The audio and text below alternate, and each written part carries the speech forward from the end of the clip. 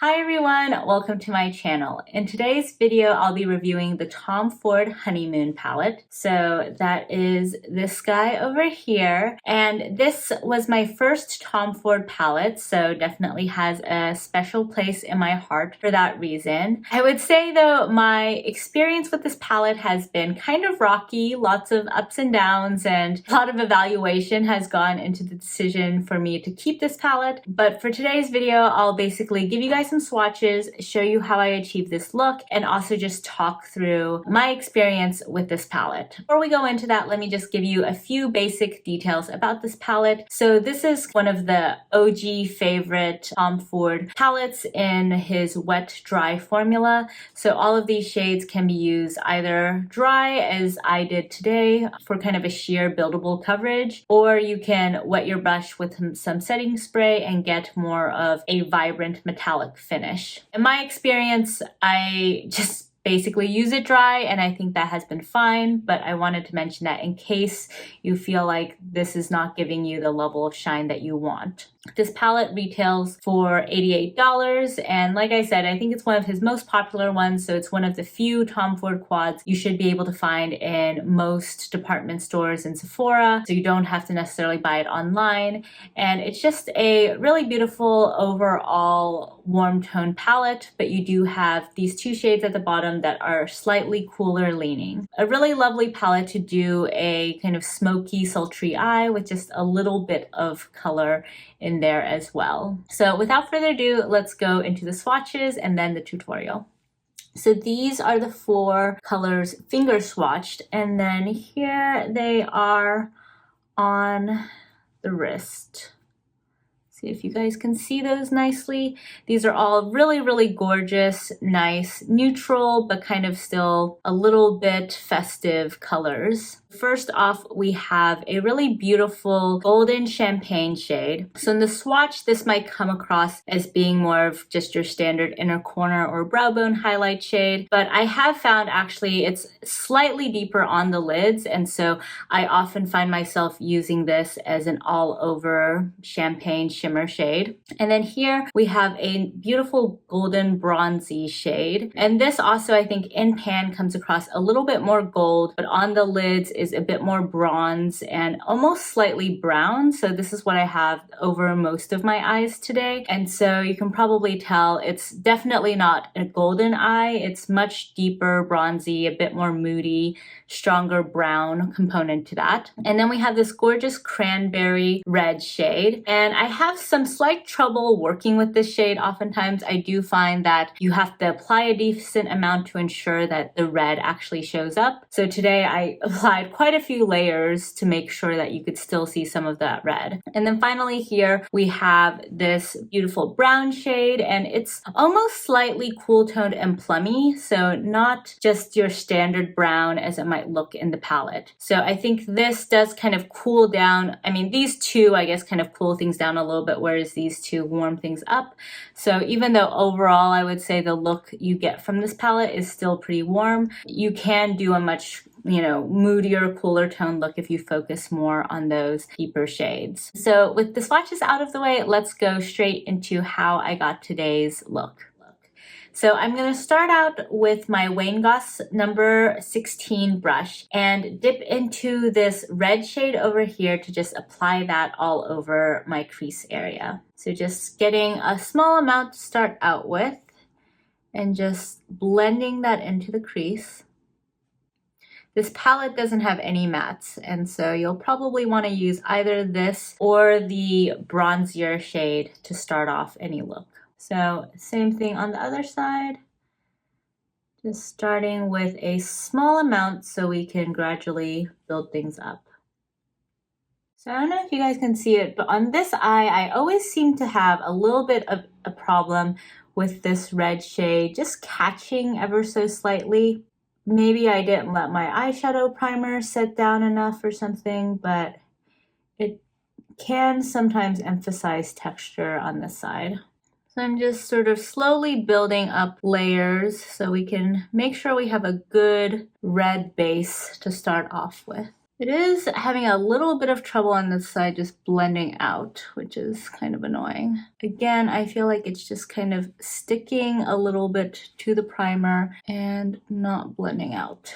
Okay, I think that's the best we're gonna do right now. I'm gonna still continue later on to try to blend things in more, but for now I'm gonna go in with my Wayne Goss number 4 and go into the deepest shade here just to add some more smoke and dimension to the outer parts of the lid.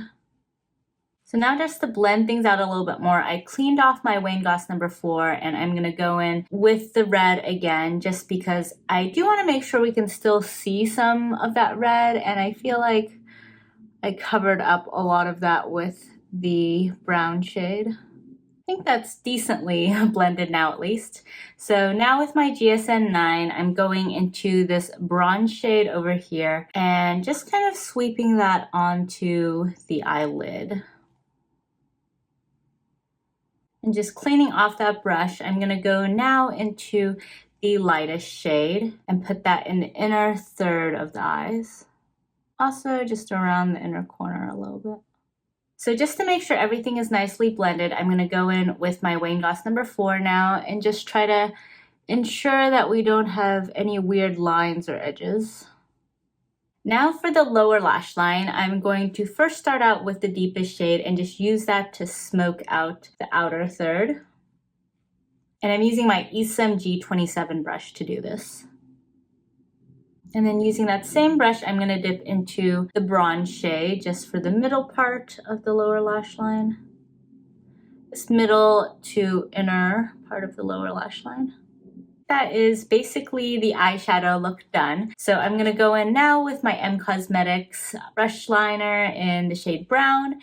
So now that the eye look is done, I'm gonna finish off the rest of my face, starting with the Charlotte Tilbury Airbrush Bronzer in the shade Tan.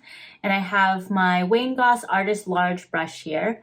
So I'm just gonna use that to gradually build up some tan on my skin. Make sure to buff things out nicely. Otherwise, things can start looking a tad bit orange if you're not careful with this bronzer. And I usually use this bronzer whenever I'm doing a slightly warmer toned look like today.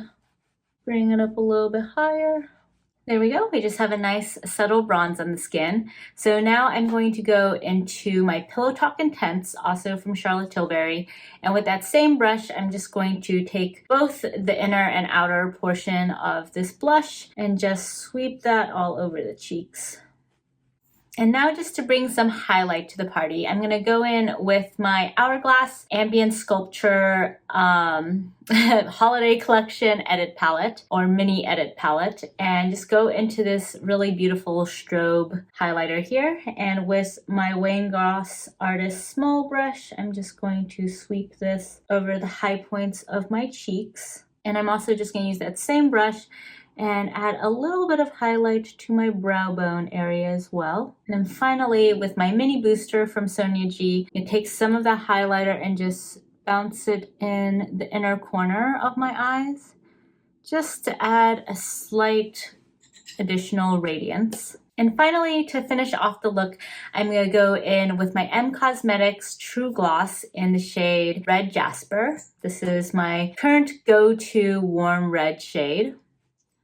So now with today's makeup look done, let's go into the review. So my overall thoughts about this palette are that it has a really exceptional formula. I'm definitely a big fan of Tom Ford's wet dry formula. I will say though, this is probably not my favorite color story. I was on the fence for a very long time about this palette because it was my first Tom Ford palette. When I got it, I really appreciated a lot of aspects of the formula, but it was definitely not a love at first sight or first use experience, unlike for my Pat McGrath palettes. And that's just because I was having some issues with patchiness in this red shade and just with getting the red shade to really show up on the lids. Without the red shade, I think the rest of the shades for me are just kind of plain and not really shades I would go for very often. Like, I think the look I created today is quite nice, and this is sort of my go-to look for this palette, but it's not really an $88 look. It's, you know, kind of a look that I appreciate, but I don't feel like, wow, you know, I could have only achieved this if I had this luxury palette. So I am interested as a result in possibly getting some other Tom Ford palettes and hopefully finding a color story that suits me better. That said, let's go into why I decided to keep this palette. So the wet dry formula is quite unique. It's really remarkable how well these shadows blend into each other. You really don't need to do much work at all as you're layering them on. As you probably saw during the tutorial, there's some challenges, at least in my experience, with laying your initial shadow down, because I do feel like these shadows don't necessarily play the best with my primer. I do need to wait until the primer is fully set, and even then sometimes there's a little bit of patchiness. That said, once you have the initial shadow application down, applying these on top of each other, blending them into each other is just so effortless. It's one of the easiest palettes to use in that respect. And then on top of that, this is the first eyeshadow palette I have ever used where I have experienced absolutely zero fallout. It doesn't matter if I'm, you know, applying shadow to my lid or to my lower lash line. There's just no fallout whatsoever, no kickback in the pan. So the user experience is definitely very luxurious in that respect. And then finally, I would say these shadows are very unique in that they have a certain shimmer to them that I haven't seen in other eyeshadows. This is not something you can necessarily see in the camera or in the video version of this, but if you go into a Sephora, Nordstrom, or someplace and have them swatch it for you and look at it directly in the light, what you'll see is that even though these shades kind of run true to their shade on the lids, they actually have very multi-dimensional shimmers in them. For example, when I swatched this champagne shade, I could see shimmers of like green and red in there. It's almost like a holographic effect where when you're looking at it, you're like, wow, there's all these different colors, even though it overall just looks champagne. And I haven't been able to tell whether that actually translates into a more attractive eyeshadow when you apply it to the eye, but it's definitely something that's very unique and I think is part of what makes this luxury and special formula. I mean, these are each $22, so, you know, there better be something special to them. So overall, I would just say Tom Ford's wet dry formula is definitely something that I think is quite unique in the industry and I would recommend. In terms of honeymoon specifically, it kind of depends on your tastes. If you like an overall warm, kind of sultry look, then I think this palette is great for you. If you like the look that I created today, for instance, this is not a palette that's going to really inspire you to create a lot of different kinds of looks, nor can you create that many different types. Like sometimes I've tried this where, you know, I just leave out the red or I leave out the bronze. And I think you could also, you know, just use two of the shades or even just use one shade as a one and done. But it's not, you know, super conducive towards creativity. This is more a palette that you go for if you want to look put together and kind of sultry, but without too much effort. I think the multidimensionality of the shadows themselves and the ease with which you can layer them makes your job really easy if you want to create this sort of look. Those are my overall thoughts. Would definitely recommend with those caveats, and I am hoping to purchase some more Tom Ford quads in the future and hopefully find something that is a little bit more my vibe and my color story. If you guys have any recommendations, please let me know because these guys are pretty expensive and I don't want to be buying a lot of them just to try them since, you know, in these COVID days, we're not able to just go in store and try them easily. So yeah, I'll continue getting some more eyeshadow palettes and let you guys know as my thoughts change or evolve about this palette. But thanks so much for joining me today and I'll catch you next time. Bye!